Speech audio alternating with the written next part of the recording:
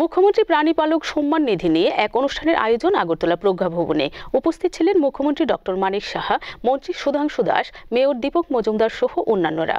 রাজ্য সরকার রাজ্যকে দুগ্ধ উৎপাদন, ডিম ও মাংস উৎপাদনে স্বয়ংবর করে তোলার পরিকল্পনা গ্রহণ করেছে। এই পরিকল্পনাকে বাস্তবায়িত করার লক্ষ্যে বেশ কিছু উদ্যোগ গ্রহণ করা হয়েছে। রাজ্য সরকার প্রাণী পালকদের উৎসাহিত করার জন্য মুখ্যমন্ত্রী প্রাণীপালক সম্মান নীতি চালু করেছে। প্রাণী পালনের সঙ্গে যারা জড়িত রয়েছেন তাদের প্রত্যেককেই প্রকল্পে সহযোগিতা করার উদ্যোগ গ্রহণ করেছে রাজ্য সরকার।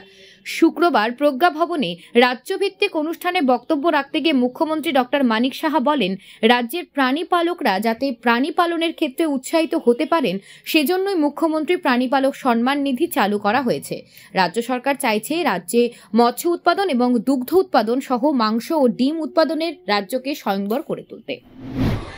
আমি অত্যন্ত আনন্দিত এই কথাটা বলতে যে মুখ্যমন্ত্রী উন্নত গোধন প্রকল্প আপনারা জানেন আমাদের সরকার আসার পর থেকে সেটাও চলছে, যে সেক্স আর্টিফিশিয়াল সেক্স সর্টেড সেমেন দিয়ে যাতে বেশি করে স্ত্রী বাছুর প্রোডাকশন করা যায় সেই বিষয়ে কাজ করছে। এখন পর্যন্ত প্রায় 2,56,000 ত্রিশটি আর্টিফিশিয়াল ইনসেমিনেশন এখন পর্যন্ত দেওয়া হয়েছে। তাতে করে 54,852টি কাজ জন্ম দিয়েছে। এর মধ্যে 46,461 হচ্ছে ফিমেল।